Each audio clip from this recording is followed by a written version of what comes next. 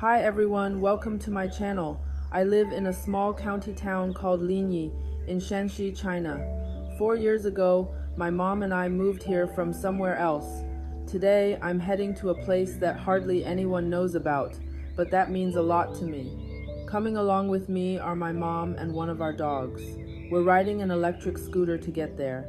It's a bit of a trek, but totally worth it. I've lived in Linyi for 4 years, but it wasn't until recently that I actually looked into how the place got its name. These past few days, Linyi has been stuck in summer's high heat, so we made a point of setting out at dawn. The sun was already up, but it hadn't started scorching yet.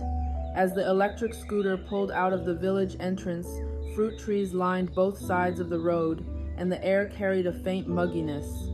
My dog's favorite spot is the footboard at the front of the scooter. She just crouches there, ears flapping in the wind, eyes narrowed, watching the field slide away behind us. My mom sat in the back seat, and neither of us said much. We just rode along slowly. There are no mountains here, only endless orchards and wheat fields stretching to the horizon.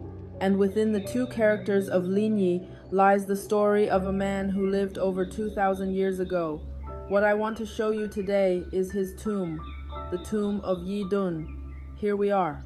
In Chinese tradition, when visiting someone who passed away long ago, there's something we do called burning incense.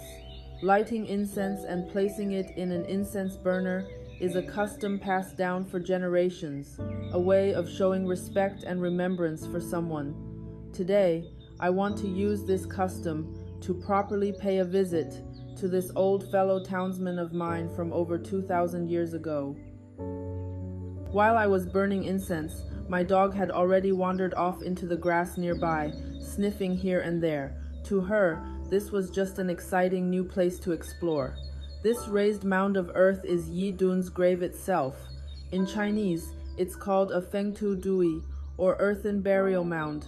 There's nothing on the scale of a pyramid, no elaborate ornamentation, just a quiet mound of earth, surrounded by the passage of time and the trees that have grown up around it. But you might not guess that the man resting here, some 2,400 years ago, was once wealthier than many kings.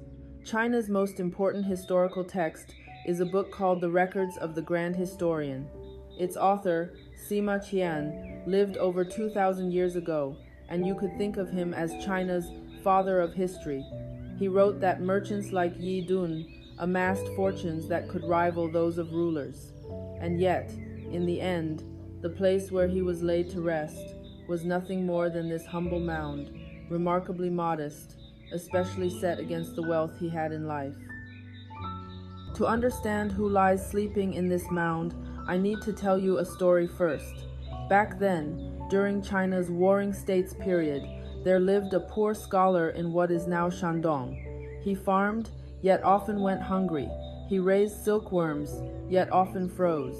Life was hard. Eventually, he heard of a man named Fan Li, once a strategist, who later gave up his official post to go into business, amassing a fortune so great that people called him Tao Zhu Gong. The poor scholar traveled 1,000 miles to ask Tao Zhu Gong the secret to getting rich. The advice was simple: raise livestock, cattle, horses, pigs, sheep, donkeys. So he journeyed west, arriving at this land beside the Yellow River, beneath Yimei Ridge, the very place where I live now. The water and grasslands here were perfect for grazing, and he settled down and started over.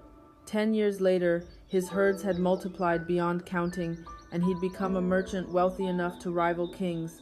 People called him Yi Dun after this place, Yi Shi, while his real name faded from history. Even after growing rich, he never forgot his roots, building bridges and aiding the poor. When he died, he was buried right here. And the character Yi went on to name this land, Yi Shi, then Linyi, where I live today. Beside the tomb stand a few stone tablets, carved during the Qing dynasty when his grave was restored, recording his life, an empire spanning 100 li. One line moved me deeply, that in his lifetime, he benefited the nation and showed kindness to its people. Standing here, reading words carved 200 years ago, That perhaps is the most remarkable thing about history. I'm 31 this year, single. 4 years ago, my mom and I moved to this small county town together. I've loved dogs since I was little, and after we settled here, I ended up adopting 3 of them, one after another. These past few years, I've been living with depression and taking medication for it long term, and they're the ones who've gotten me through a lot of hard days. What moves me about Yidun's story is this. He too once left everything familiar behind, traveled a long way, and started over in a place he'd never been. 2,400 years later, I feel like I'm doing something similar. Someday, I might leave here too, to go see more of the world. But today, this is where it starts. Thanks for watching. See you next time.